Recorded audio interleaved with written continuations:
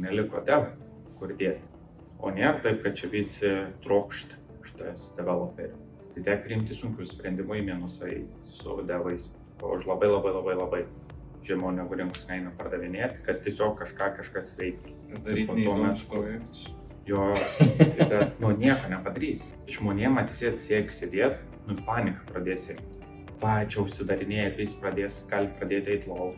Tu žinai, kad negerai bus, jeigu jie eis lauk, tada jeigu tu atrasi kažką, iš naujo ieškoti, čia labai daug problemų gali būti. Ir tu turi taip sutvarkyti, kad nieks čia nesuprastų, kas vyksta. Ir jiem nesuprantant, einant visą laikį sekciją ir pasakant, kad jo, viskas cool, tai pavais gerai, tu turi planą, nors tu jo neturi. Tiesiog mėgini šaudyti ir galvoti, bet sėdint naktį, sugalvoji planą.